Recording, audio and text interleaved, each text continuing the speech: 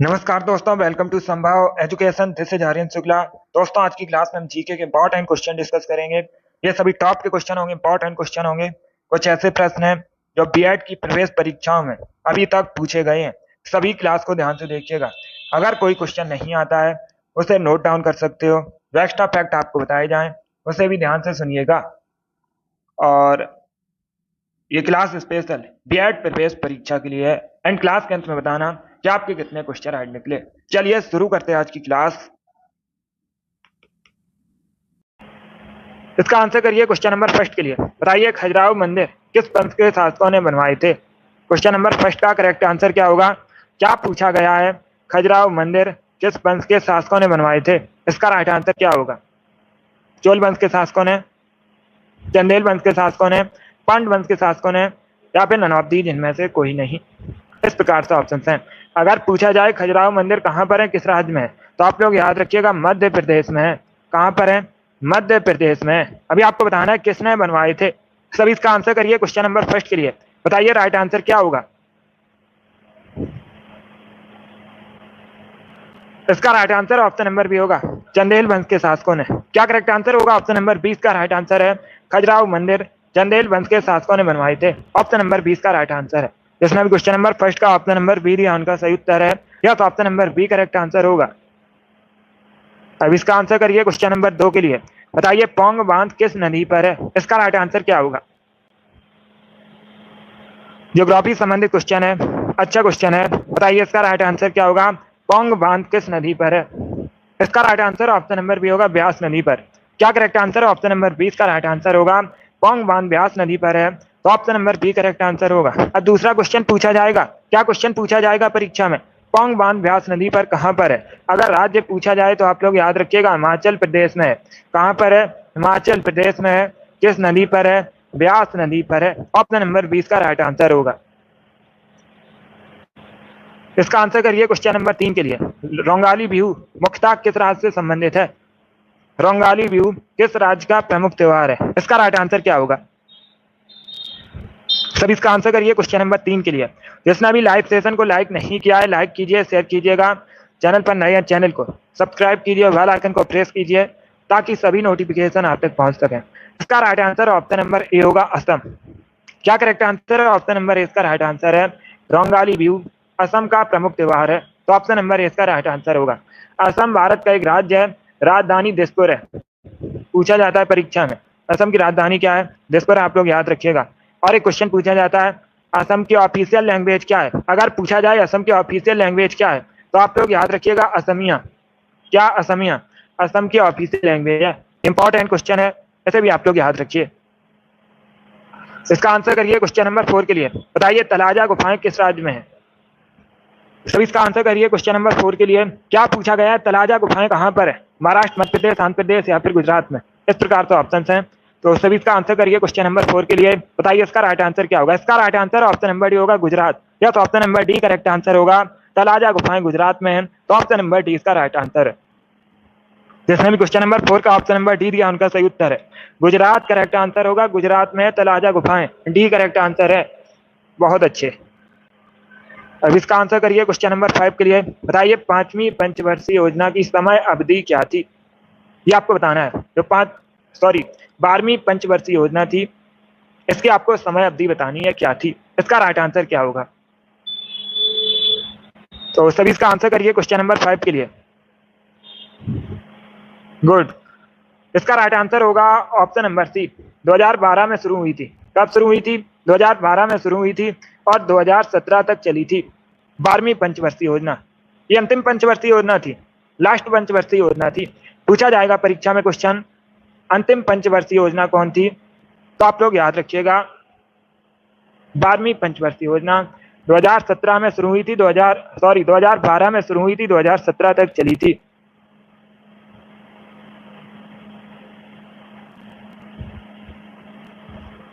यह सीमा। तो इसका right answer option number C होगा।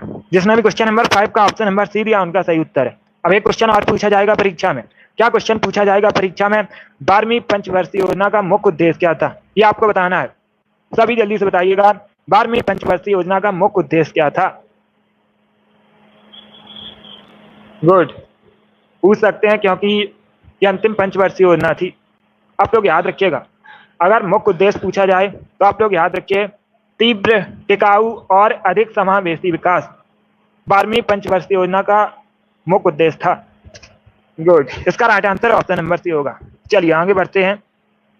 अब इसका आंसर करिए क्वेश्चन नंबर 6 के लिए। सभी जल्दी से आंसर करिए क्वेश्चन नंबर 6 के लिए। बताइए इसका राइट आंसर क्या होगा। मध्य प्रदेश में कुंभ मेले का आयोजन कहां पर होता है।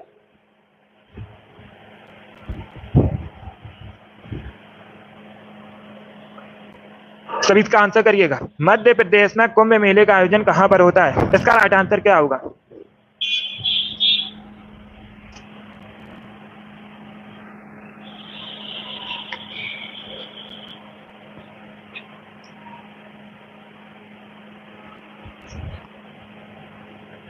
इसका right answer option number D होगा, उज्जैन में। या तो option number D correct answer है। क्या करेक्ट आंसर होगा, ऑप्शन नंबर डी इसका राइट आंसर है।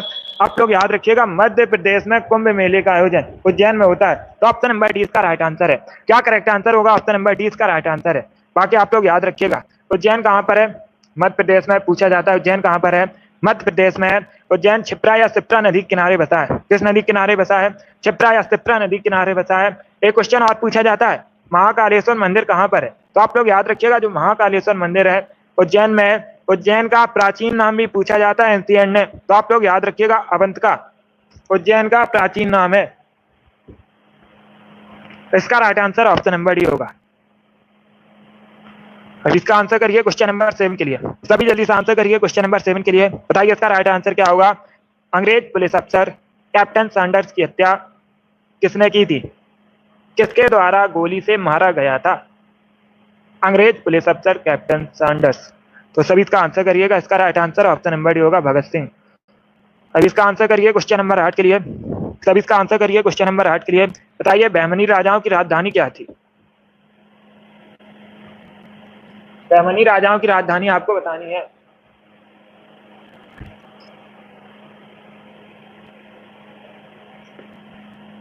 इसका right answer option number A होगा, गुलबर्गा। क्या करेक्ट आंसर है, ऑप्शन नंबर ए इसका राइट आंसर होगा, गुलबर्गा बहमनी राजाओं की राजधानी थी, तो ऑप्शन नंबर ए इसका राइट आंसर होगा। ए करेक्ट आंसर है इसका। अब इसका आंसर करिए क्वेश्चन नंबर 9 के लिए। सभी जल्दी से आंसर करिए क्वेश्चन नंबर 9 के लिए। बताइए इनमें से कौन सा केंद्र शासित प्रदेश नहीं है। 4 ऑप्शन आपको दिए गए हैं। बताइए इनमें से कौन सा भारत का केंद्र शासित प्रदेश नहीं है। सभी इसका आंसर करिएगा। बताइए इसका राइट आंसर क्या होगा। ऑप्शंस को पढ़ लीजिए, उसके बाद ही आंसर करिए। जल्दबाजी में आपको आंसर नहीं देना है। इसका right answer option number B होगा, त्रिपुरा। क्या करेक्ट आंसर होगा, बी करेक्ट आंसर होगा। बी करेक्ट आंसर होगा। आप लोग याद रखिएगा, त्रिपुरा भारत का एक राज्य है। क्या है, भारत का एक राज्य है। राजधानी अगरतला है। बाकी आप लोग याद रखिए, चंडीगढ़, पुडुचेरी, लक्षद्वीप ये सभी केंद्र शासित प्रदेश है। अब इसका आंसर करिए क्वेश्चन नंबर 10 के लिए। बताइए चरक संहिता नामक पुस्तक किस विषय से संबंधित है। गुड,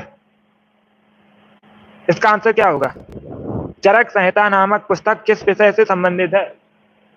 इसका right answer option number C होगा, चिकित्सा से। या तो option number C correct answer होगा, चिकित्सा से संबंधित है चरक संहिता, तो ऑप्शन नंबर सी इसका राइट आंसर है। अब इसका आंसर करिए क्वेश्चन नंबर 11 के लिए। बताइए भारतीय नाट्य संस्थान कहां पर स्थित है। तो अब इसका आंसर करिए क्वेश्चन नंबर 11 के लिए। क्या पूछा गया है, भारतीय नाट्य संस्थान कहां पर स्थित है। नई दिल्ली, लखनऊ, भोपाल या फिर पुणे। इस प्रकार से ऑप्शन है। तो सभी इसका आंसर करिए क्वेश्चन नंबर 11 के लिए।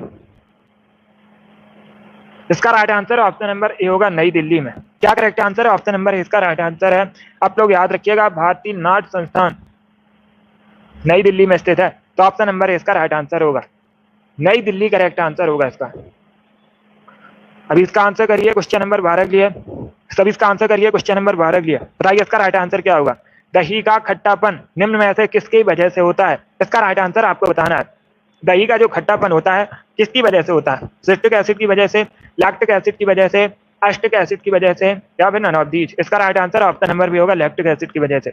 या तो option number B correct answer होगा, दही का खट्टापन लैक्टिक एसिड की वजह से होता है, तो ऑप्शन नंबर बी इसका राइट आंसर है। अब इसका आंसर करिए क्वेश्चन नंबर 13 के लिए। सभी जल्दी से आंसर करिए क्वेश्चन नंबर 13 के लिए। बताइए आंध्र प्रदेश की ऑफिशियल लैंग्वेज क्या है। आपको आंध्र प्रदेश की ऑफिशियल लैंग्वेज बतानी है। भाषा के आधार पर गठित होने वाला भारत का पहला राज्य है आंध्र प्रदेश। पूछा जाता है क्वेश्चन परीक्षा में। भाषाई आधार पर गठित होने वाला भारत का पहला राज्य कौन सा है? तो आप लोग याद रखिएगा आंध्र प्रदेश है। आंध्र प्रदेश की ऑफिशियल लैंग्वेज आपको बतानी है तमिल, तेलुगु, कन्नड़ या फिर उड़िया।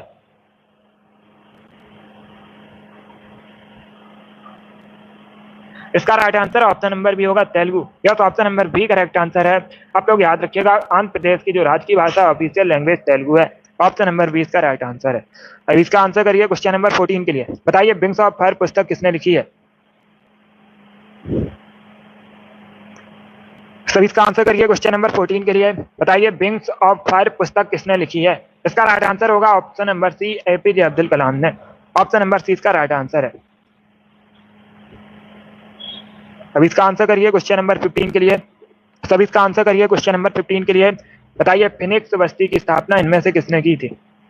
इसका right answer option number A होगा महात्मा गांधी ने। यस, ऑप्शन नंबर ए इसका राइट आंसर है। फिनिक्स बस्ती की स्थापना की थी महात्मा गांधी ने। तो ऑप्शन नंबर इसका राइट आंसर होगा। अब इसका आंसर करिए क्वेश्चन नंबर 16 के लिए। सभी इसका आंसर करिए क्वेश्चन नंबर 16 के लिए। बताइए इसका राइट आंसर क्या होगा? कंस मेले का आयोजन कहाँ पर होता है? सभी जल्दी से बताइएगा कंस मेले का आयोजन कहाँ पर होता है? इसका right answer option number C होगा मथुरा में। उत्तर प्रदेश के मथुरा में कंस मेले का आयोजन होता है। तो ऑप्शन नंबर सी इसका राइट आंसर होगा। अब इसका आंसर करिए क्वेश्चन नंबर 17 के लिए। बताइए क्वेश्चन नंबर 17 का करेक्ट आंसर क्या होगा? आईटी का फुल फॉर्म क्या होता है? क्या पूछा गया है? आईटी का फुल फॉर्म पूछा गया है। तो इसका right answer option number A होगा इंफॉर्मेशन टेक्नोलॉजी। क्या ऑप्शन नंबर इसका राइट आंसर है? इंफॉर्मेशन टेक्नोलॉजी आईटी का फुल फॉर्म होता है। इसका आंसर करिए क्वेश्चन नंबर 18 के लिए। इक्थियोलॉजी इनमें से किससे संबंधित अध्ययन है? सभी इसका आंसर करिए क्वेश्चन नंबर 18 के लिए। बताइए इसका राइट आंसर क्या होगा? इक्थियोलॉजी निम्न में से किससे संबंधित अध्ययन है? यह आपको बताना है। तो इसका right answer option number A होगा मछलियों का अध्ययन। क्या करेक्ट आंसर होगा? ऑप्शन नंबर ए इसका राइट आंसर होगा। इक्थियोलॉजी में मछलियों का अध्ययन किया जाता है। ऑप्शन नंबर ए इसका राइट आंसर है। ए करेक्ट आंसर होगा इसका।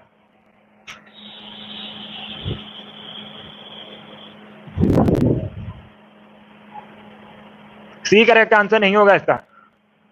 ए करेक्ट आंसर होगा इसका। आप लोग याद रखिएगा।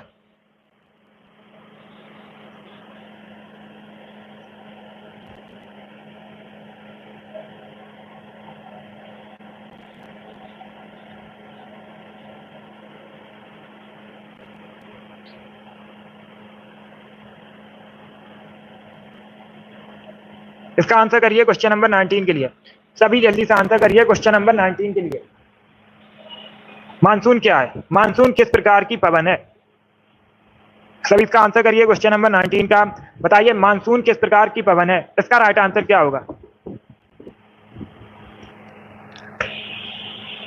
सभी इसका आंसर करिएगा। ऑप्शन को पढ़ लीजिए, उसके बाद ही आंसर करिए। जल्दबाजी में आंसर नहीं देना है।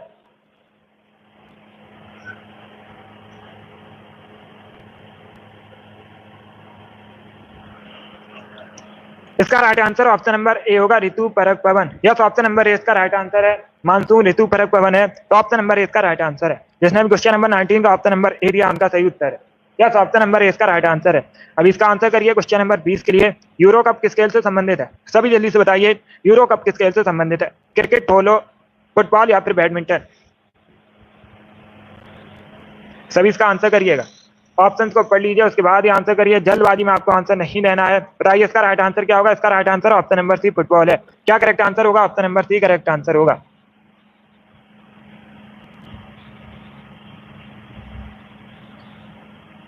इसका right answer option number A नहीं होगा। इसका right answer option number C होगा। फुटबॉल से संबंधित है यूरो कप। तो ऑप्शन नंबर सी इसका राइट आंसर है। जिसने भी क्वेश्चन नंबर 20 का ऑप्शन नंबर सी दिया उनका सही उत्तर है। बहुत अच्छे। इसका आंसर करिए क्वेश्चन नंबर 22 के लिए। इतिहास से संबंधित क्वेश्चन है। सभी जल्दी से आंसर करिए। बताइए असम के अहोम साम्राज्य और मुगलों के बीच सराय घाट की लड़ाई कब हुई थी? इसका राइट आंसर क्या होगा? बहुत अच्छे। सभी इसका आंसर करिए क्वेश्चन नंबर 22 के लिए। इसका right answer option number A होगा 1671 में। ए करेक्ट आंसर होगा इसका। आप लोग याद रखिएगा 1671 में असम के अहोम साम्राज्य और मुगलों के बीच सराय घाट की लड़ाई हुई थी। तो ऑप्शन नंबर ए इसका राइट आंसर होगा। ये सभी इंपॉर्टेंट क्वेश्चन है, टॉप के क्वेश्चन है। इसी प्रकार के क्वेश्चन परीक्षा में पूछे जाते हैं। सभी क्लास को ध्यान से देखिएगा। अगर कोई क्वेश्चन नहीं आता है उसे नोट डाउन कर सकते हो। ए करेक्ट आंसर होगा इसका। अब इसका आंसर करिए क्वेश्चन नंबर 22 के लिए। सभी इसका आंसर करिए क्वेश्चन नंबर 22 के लिए। मकर संक्रांति के त्योहार को भारत के किस हिस्से में उत्तरायण के रूप में जाना जाता है? इसका राइट आंसर क्या होगा? सभी इसका आंसर करिए, बताइए इसका राइट आंसर क्या होगा? सभी जल्दी से आंसर करिए क्वेश्चन नंबर 22 के लिए। बताइए इसका राइट आंसर क्या होगा? मकर संक्रांति के त्योहार को भारत के किस हिस्से में उत्तरायण के रूप में जाना जाता है? इसका right answer option number A होगा, गुजरात में। क्या करेक्ट आंसर होगा? ए करेक्ट आंसर होगा। अब इसका आंसर करिए क्वेश्चन नंबर 23 के लिए। शुद्ध सोना होता है कितने कैरेट का होता है शुद्ध सोना? ये भी इंपॉर्टेंट क्वेश्चन है, कई परीक्षा में पूछा गया है। 24 कैरेट का होता है। क्या करेक्ट आंसर होगा? ऑप्शन नंबर डी इसका राइट आंसर है। अब इसका आंसर करिए क्वेश्चन नंबर 24 के लिए। सब इसका आंसर करिए क्वेश्चन नंबर 24 के लिए। बताइए इसका राइट आंसर क्या होगा? प्राचीन भारत का प्रसिद्ध शासक कौन था जिसने अपने जीवन के अंतिम दिनों में जैन धर्म को अपना लिया था? आपको शासक का नाम बताना है जिसने अपने जीवन के अंतिम दिनों में जैन धर्म को अपना लिया था।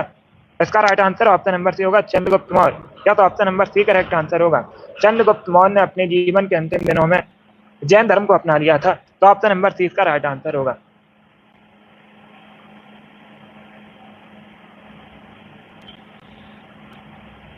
सी करेक्ट आंसर होगा, चंद्रगुप्त मौर्य करेक्ट आंसर होगा। चंद्रगुप्त मौर्य ने मौर्य वंश की स्थापना भी की थी।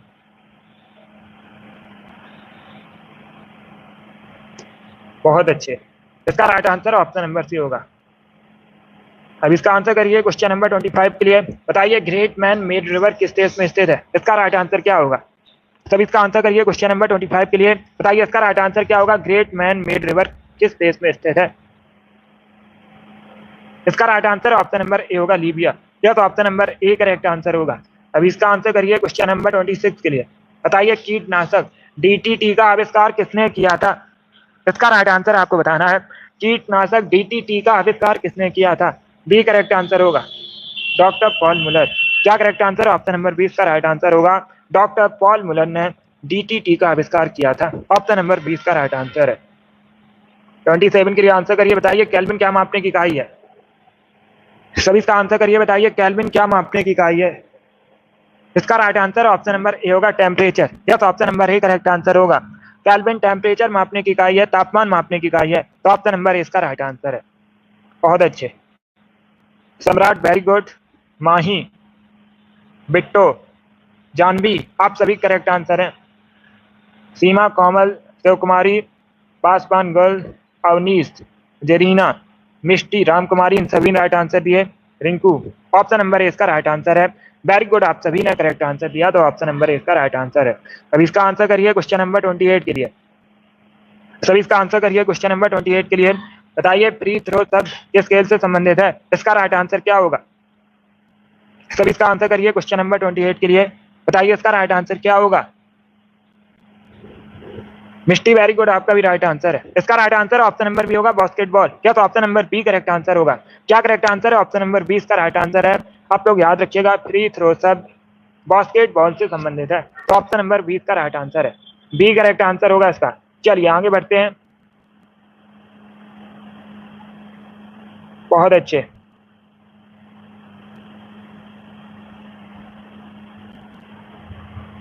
इसका right answer option number B होगा।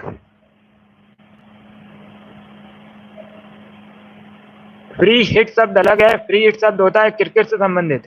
यहाँ पर पूछा गया था फ्री थ्रो शब्द किस खेल से संबंधित है, तो इसका right answer option number B होगा, बास्केटबॉल। अब इसका आंसर करिए क्वेश्चन नंबर 29 के लिए। बताइए कानून के समान संरक्षण वाक्य कहाँ से लिया गया है? इसका राइट आंसर क्या होगा? सभी इसका आंसर करिए। बताइए इसका करेक्ट आंसर क्या होगा? वे 10 करेक्ट आंसर नहीं होगा। वे 10 करेक्ट आंसर नहीं होगा इसका। इसका right answer option number A होगा, America. Yes, option number A इसका राइट आंसर है। कानून के समान संरक्षण जो वाक्य है ये अमेरिका लिया गया है। Option number A correct answer होगा इसका। यस, ऑप्शन नंबर ए इसका करेक्ट आंसर है। बहुत अच्छे। तो ऑप्शन नंबर इसका राइट आंसर है, यूएसए करेक्ट आंसर होगा। अभी इसका आंसर करिए क्वेश्चन नंबर 30 के लिए। बताइए राष्ट्रीय साक्षरता मिशन की शुरुआत कब हुई थी? सभी इसका आंसर करिए क्वेश्चन नंबर 30 के लिए। बताइए इसका राइट आंसर क्या होगा। भारत में राष्ट्रीय साक्षरता मिशन की शुरुआत कब हुई थी। इसका राइट आंसर होगा ऑप्शन नंबर बी 1988 में। Yes, option number B correct answer होगा। 1988 में भारत में राष्ट्रीय साक्षरता मिशन की शुरुआत हुई थी। अब इसका आंसर करिए क्वेश्चन नंबर 31 के लिए। सूखा रोग किस विटामिन की कमी से होता है।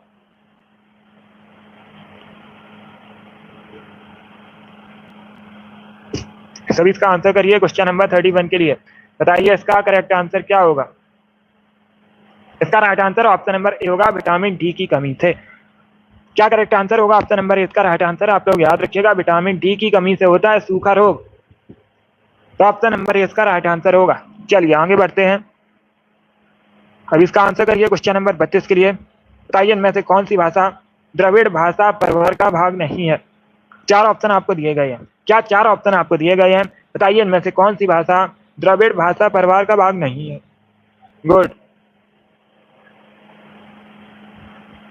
इसका right answer option number D होगा, कोंकणी। क्या करेक्ट आंसर होगा option number D correct answer होगा, कोंकणी द्रविड़ भाषा परिवार का भाग नहीं है। तो ऑप्शन नंबर डी इसका राइट आंसर होगा।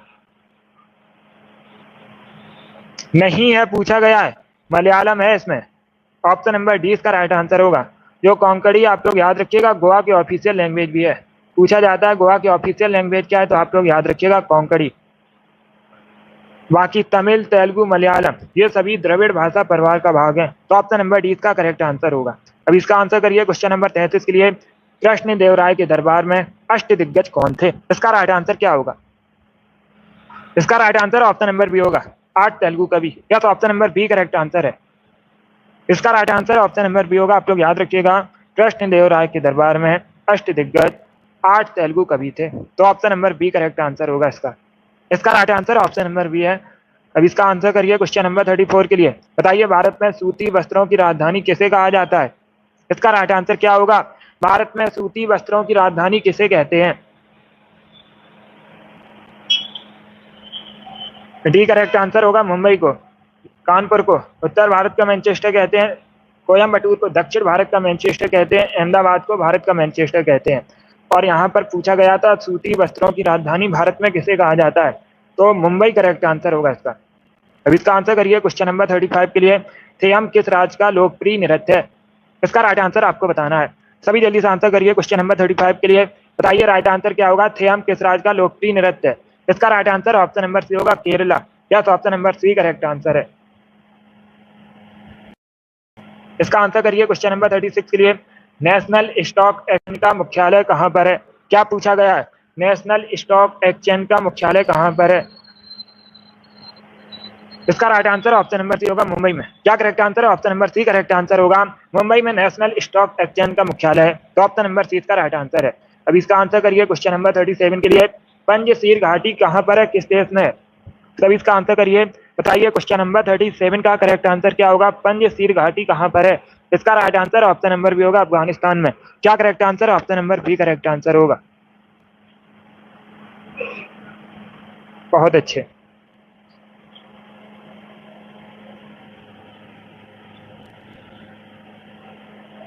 इसका right answer option number B होगा, अफगानिस्तान करेक्ट आंसर होगा।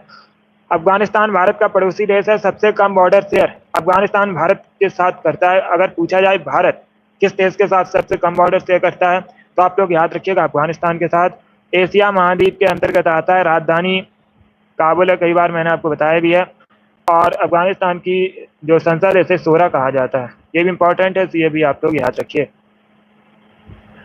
अब इसका आंसर करिए क्वेश्चन नंबर 38 के लिए। बताइए जहांगीर आर्ट गैलरी कहाँ पर है। इसका राइट आंसर क्या होगा। जहांगीर आर्ट गैलरी कहाँ पर है। बी करेक्ट आंसर होगा, मुंबई में। इसका आंसर करिए क्वेश्चन नंबर 39 के लिए। बताइए मौना लोआ नामक सक्रिय ज्वालामुखी किस देश में है। इसका right answer option number B USA, यूएसए। या तो option number B correct answer होगा, यूएसए में मौना लोआ नामक सक्रिय ज्वालामुखी है। अब इसका आंसर करिए क्वेश्चन नंबर 40 का। सभी इसका आंसर करिए क्वेश्चन नंबर 40 का। पॉलिटी संबंधित क्वेश्चन है। बताइए इसका राइट आंसर क्या होगा। मूल भारतीय संविधान के अनुसार भारत एक है। ये जो स्पेस है बताइए यहाँ पर क्या भरा जाएगा। इसका right answer option number A होगा, प्रभुत्व संपन्न लोकतंत्रात्मक गणराज्य। ऑप्शन नंबर ए इसका राइट आंसर है। ए करेक्ट आंसर होगा इसका। यस, ऑप्शन नंबर ए इसका राइट आंसर है। इसने भी क्वेश्चन नंबर 40 का ऑप्शन नंबर ए दिया, उनका सही उत्तर है। अब इसका आंसर करिए क्वेश्चन नंबर 41 के लिए। राजनैतिक स्वतंत्रता राष्ट्रीय प्राण वायु है, ये किसने कहा था? सभी इसका आंसर करिएगा। बताइए, राजनैतिक स्वतंत्रता राष्ट्रीय प्राण वायु है, ये किसने कहा था? इसका राइट आंसर क्या होगा? ये किसका कथन है? इसका right answer option number C होगा, अरविंद घोष ने। या तो option number C correct answer होगा, अरविंद घोष ने कहा था राजनैतिक स्वतंत्रता राष्ट्रीय प्राण वायु है, तो ऑप्शन नंबर सी इसका राइट आंसर होगा। अब इसका आंसर करिए क्वेश्चन नंबर 42 के लिए। सभी इसका आंसर करिए क्वेश्चन नंबर 42 के लिए। विश्वविख्यात पिरामिड कहाँ, आपको बताना है। तो सभी इसका आंसर करिए क्वेश्चन नंबर 42 के लिए। विश्वविख्यात पिरामिड कहाँ पर है? इसका right answer option number A होगा, मिस्र में। अब इसका आंसर करिए क्वेश्चन नंबर 43 के लिए। बताइए, कार्बोलिक एसिड के नाम से किसे जाना जाता है? सभी इसका आंसर करिए क्वेश्चन नंबर 43 के लिए। क्या पूछा गया है? कार्बोलिक एसिड के नाम से किसे जाना जाता है? इसका right answer option number A होगा, फिनॉल को। क्या करेक्ट आंसर होगा?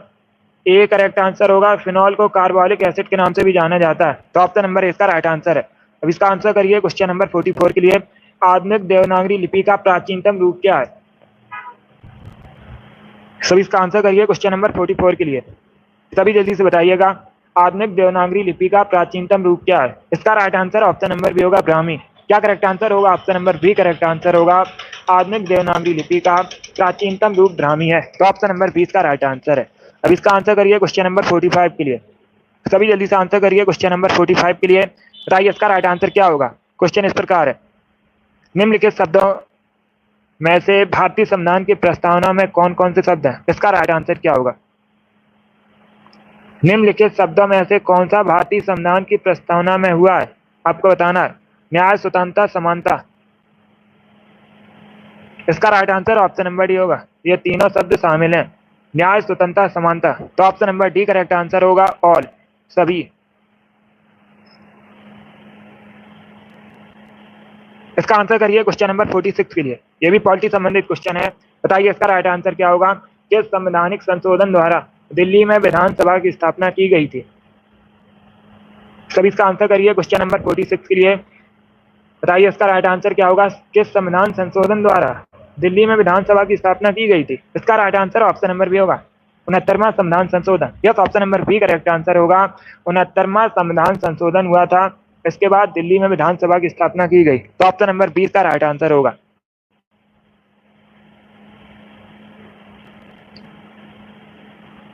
इसका आंसर करिए क्वेश्चन नंबर 47 के लिए। गुड इवनिंग, सभी इसका आंसर करिए क्वेश्चन नंबर 47 के लिए। सबसे बड़ा पशु मेला कहां पर लगता है? आपको बताना है।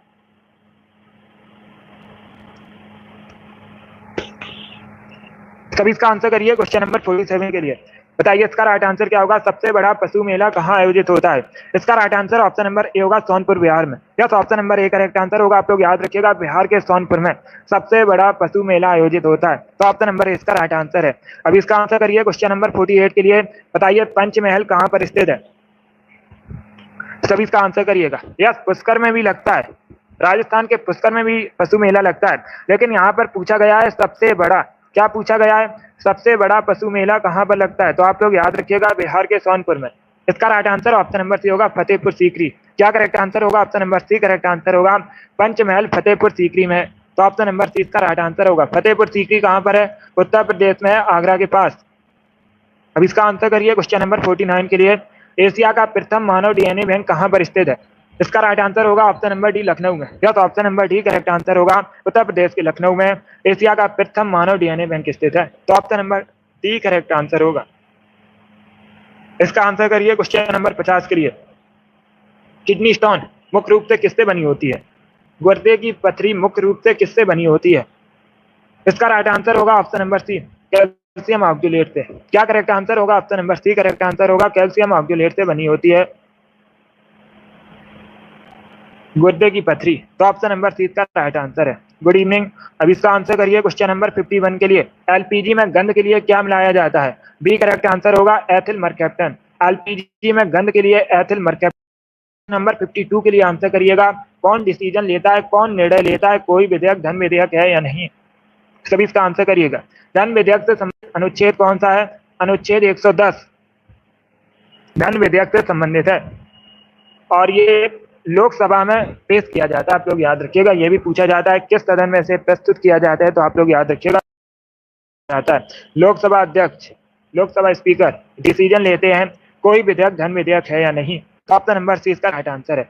अब इसका आंसर करिए क्वेश्चन नंबर 53 के लिए। बताइए लाख बख्श का किताब किसे दिया गया था? इसका राइट आंसर होगा, इसका right answer option number A होगा, कुतुबुद्दीन ऐबक को। या तो ऑप्शन नंबर ए इसका राइट आंसर, आप लोग याद रखिएगा, कुतुबुद्दीन ऐबक को लाख बख्श का किताब दिया गया था। तो आप इसका आंसर करिए क्वेश्चन नंबर 54 के लिए। आपको बताना है सबसे अधिक भारत में कॉफी का उत्पादन कहां पर होता है। अगर पूछा जाए विश्व में सबसे अधिक कॉफी का उत्पादन कहां पर होता है, तो आप लोग याद रखिएगा ब्राजील में। भारत में सबसे अधिक कॉफी का उत्पादन कर्नाटका में होता है और भारत में सबसे अधिक चाय का उत्पादन भी पूछा जाता है, असम में होता है।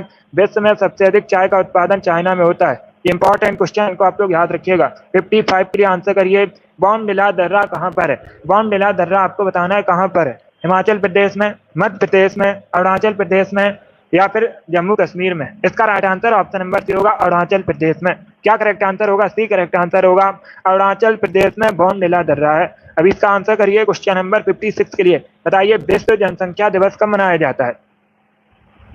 इसका right answer option number A होगा, 11 जुलाई को। दिवस से संबंधित परीक्षा में क्वेश्चन पूछे जाते हैं, स्क्रिप्ट में क्वेश्चन बनते हैं, इंपॉर्टेंट टॉपिक है। तो प्रतिवर्ष 11 जुलाई को विश्व जनसंख्या दिवस मनाया जाता है।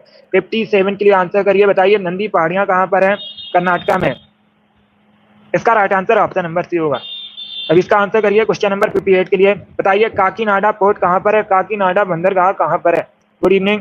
आंध्र प्रदेश, महाराष्ट्र, केरल या फिर नन ऑफ दीज।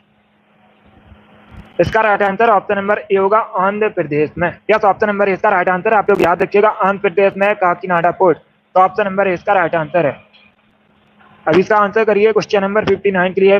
बताइए इनमें से कौन सा पदार्थ सबसे कठोर है? इसका right answer option number B होगा, diamond. Yes, option number B correct answer होगा, हीरा सबसे कठोर पदार्थ है। तो option number B correct answer होगा। अब इसका आंसर करिए क्वेश्चन नंबर 60 के लिए। आज का लास्ट क्वेश्चन है। बताइए बादामी गुफा मंदिर का निर्माण किसने करवाया था? ये आपको बताना है। सभी इसका आंसर करिए। बताइए इसका राइट आंसर क्या होगा? बादामी गुफा मंदिरों का निर्माण किसने करवाया है? अगर पूछा जाए वर्तमान में बादामी गुफा मंदिर कहां पर है, तो आप लोग याद रखिएगा कर्नाटका में। वर्तमान में कर्नाटका में बादामी गुफा मंदिर है। बनवाए किसने थे? किसने बनवाया था? मंगलेशा ने। ऑप्शन नंबर ए इसका राइट आंसर है। जिसने भी क्वेश्चन नंबर 60 का ऑप्शन नंबर ए दिया, उनका सही उत्तर है मंगलेशा करेक्ट आंसर होगा इसका। पुलकेशिन करेक्ट आंसर नहीं होगा, ए करेक्ट आंसर होगा, मंगलेशा करेक्ट आंसर है।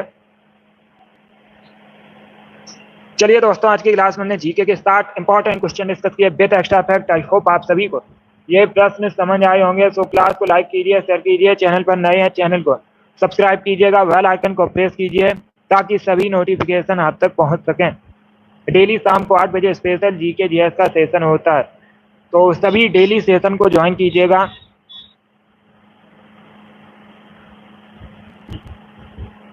यस सचिन, डेली क्लास को ज्वाइन कीजिएगा। अगली क्लास होगी कल सुबह 10 बजे जीके जीएस की, तो उसे भी आप लोग ज्वाइन कीजिए। चलिए इसी के साथ मैं आपको मिलूंगा अगली क्लास में। Thank you guys, thank you for